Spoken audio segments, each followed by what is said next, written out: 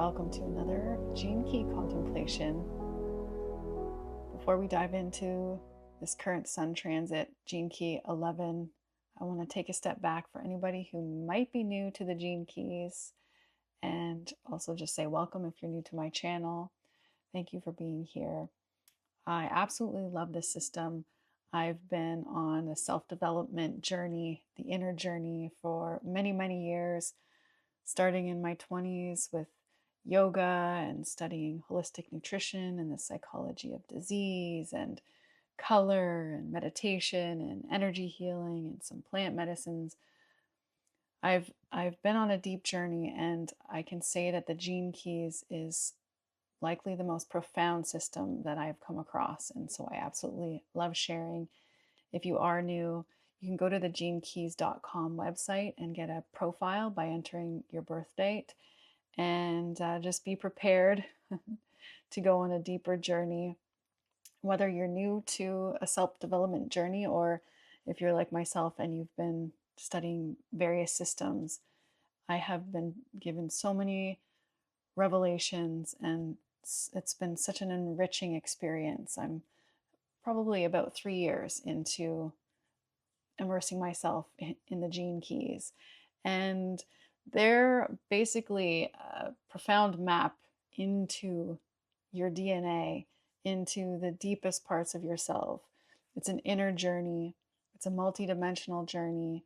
And as I've been doing since the spring, every 6 days, the sun moves us into a new key, of which there are 64 keys.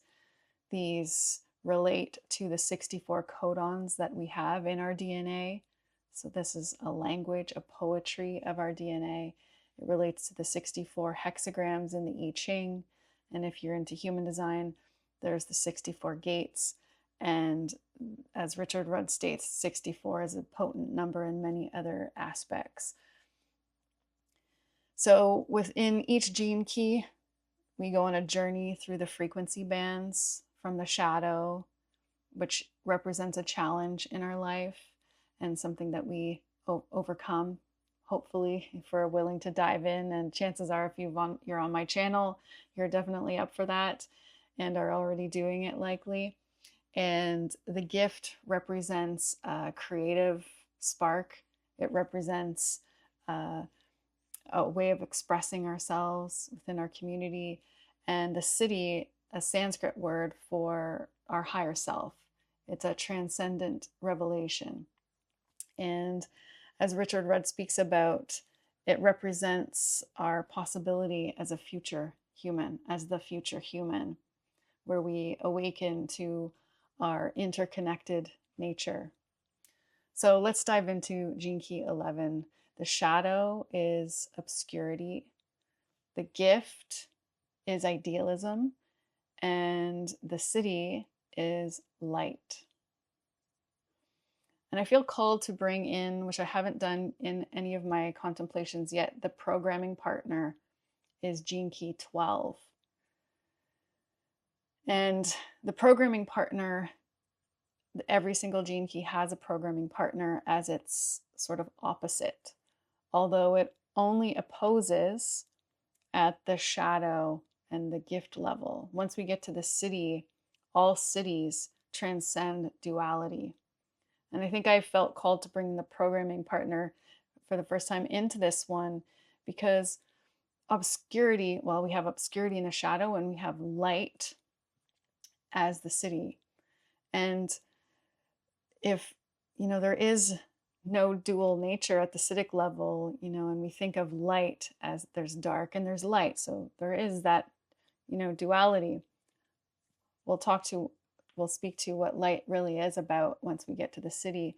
But in obscurity, the dilemma here is the belief in duality. It is the belief in good and bad, dark and light,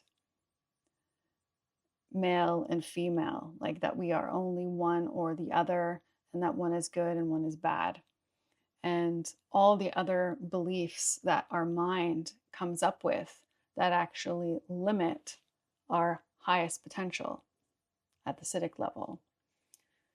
So Obscurity can manifest as a lack of clarity, it can manifest as confusion, and it's really rooted in our disconnection to our true inner light.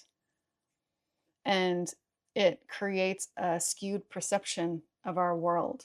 It's a very limited perception of our world. And we will adopt these beliefs to keep us what we think is safe. But as it turns out, as we dive into it, it's not so safe as we might think it is. And in this culture, especially, we've been, in a very mind dominant, male dominant, patriarchy dominant world, very left brain world. And we have suppressed the right brain, which is tied to the feminine, which is tied to nonlinear thinking, tied to intuition, tied to this very creative aspect of ourselves, our imagination.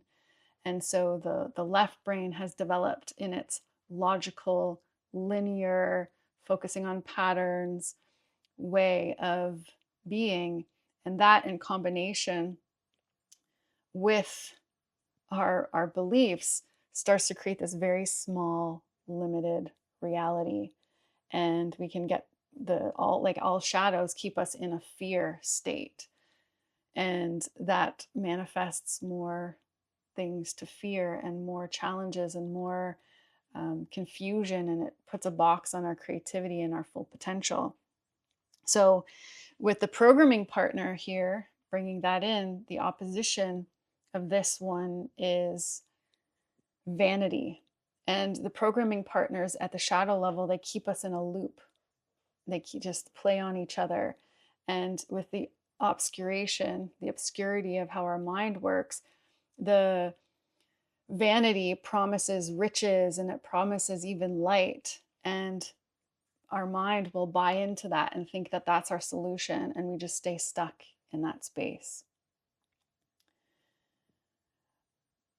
As we start to dive into our shadow and become aware of it, we can start to ascend our frequency and potentially tap into our gift. And the way to do this is to question our beliefs, to dare to question our beliefs and to dare to get outside of our box. And with all the gifts, that's where our creativity comes into play, and it feels very expansive. And the idea with idealism is that you have some sort of vision for what your future could look like. And it's what gets you out of bed in the morning, and it's what allows you to follow that creative impulse that you don't know what the outcome is going to be necessarily. You allow that more feminine yin right brain, the imagination, to come into play. And at the gift level, it's very important also to start to let go of identifying with, yes, our beliefs, but identifying with anything. And I have a story around this one. When I was starting to ascend the frequencies, this was before the gene keys, but through the different systems that I mentioned earlier, I would start to get these visions, and I would start to identify with the visions, and I would believe that I needed to create what I was seeing.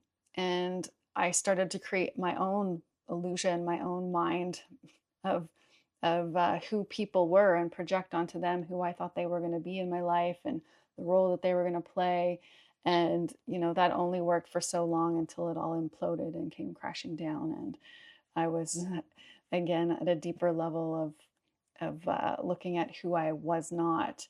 And of course, while this is painful, it is actually the gold. It's how we start to really find and mine, not mind, but mine our inner light, the gems, and start to walk our true path. And I think often too, because vision boards have become really popular, and the vision boards, I think they're great so long as you're not identified with the things you're putting on the board. Rather, they're there to allow your body to feel something, to feel a frequency that can elevate you.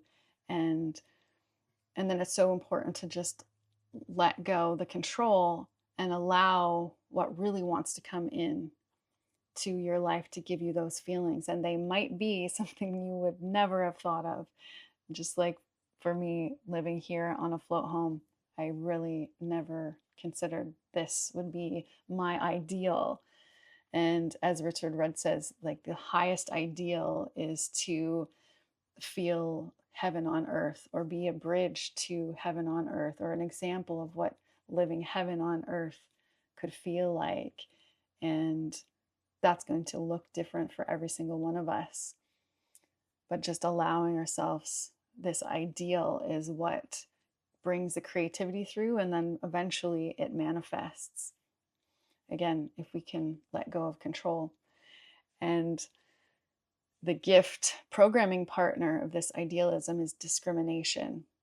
And this discrimination is that ability to discern what is true and what is not true. And, you know, if only we all could just have that immediately given to us. I think that's something that a lot of us want at the shadow level, and we're searching for those quick, give me the quick answer, but it's never there. The idea is in the journey and learning, and sometimes going deep into a system that actually takes you so far off who you were that it makes you realize, you know, what is essential in your life. And so long as we aren't judging those things, they enrich us. And at the Siddhic level, we get to light, and the programming partner Siddhi is purity.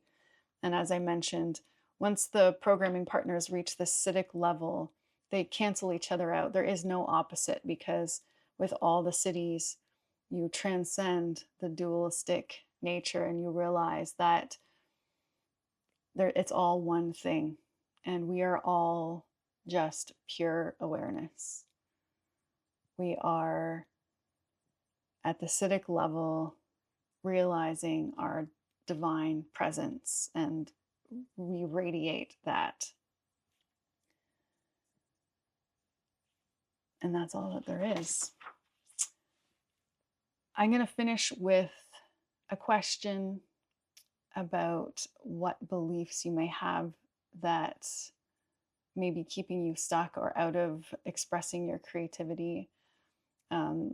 I think of Byron Katie. She has something called The Work, and I use this in my past as well, and I think it's really powerful. So if you're new to that, it's just 4 simple questions. 1, whatever the challenge is, so express that, and then ask, is that true? Then ask, can you absolutely know that it's true? And then ask, how do you react when you believe that thought? Or what happens when you believe that thought? Allow yourself to feel it in your body. And then finally, who would you be without that thought?